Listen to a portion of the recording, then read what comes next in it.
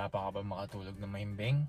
Alam naman natin na sobrang daming benepisyo sa kalusugan natin kapag mahimbing ang tulog natin. At sobrang nakakasama naman sa kalusugan natin kapag puyat tayo ng puyat. Paano naman kung yung utak mo ang daming iniisip, hindi makarelax, hindi ka makaramdam ng antok? Ito ang mga pwede mong gawin. Una, kailangan mong ma-expose sa araw pagkagising sa umaga. Kung hindi naman ito posible, pwede kayong maglagay sa bahay nyo ng artificial bright light device o bumbilya. Iwasan nating ma-expose sa blue light 2 oras bago tayo matulog. Saan ba natin nakukuha ang blue light? Sa mobile phones, laptop o PC at TV. Ano naman ang nangyayari sa atin kapag na-expose tayo sa blue light bago matulog? Bumababa ang level ng melatonin natin na tumutulong para ma-relax at magkaroon tayo ng mahimbing na tulog.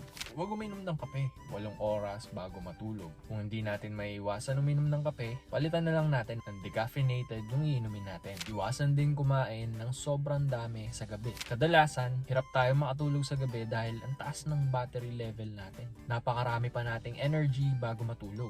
Kaya kailangan nating ubusin ang ating baterya sa pamamagitan ng pag-ehersisyo. Bawasan natin ang pag-idlip. Kung meron tayong active lifestyle, beneficial sa atin ang pag-idlip. Pero kung hindi naman, nahihirapan lang tayo makatulog sa gabi. Kailangan natin magkaroon ng consistency, matulog at gumising ng parehong oras araw-araw. Pwede kang mag-shower ng maligamgam na tubig o uminom ng maligamgam na gatas. Nakakatulong yan para ma-relax tayo. Yung iba naman sa atin, grabe ang stress. Hindi makatulog, hindi na alam ang gagawin para maresolba ang problema. Parte na ng buhay natin yan. Ang may papayo ko, take it to the Lord in prayer. Tapos, iwan mo na yung problema sa Kanya. Just have faith.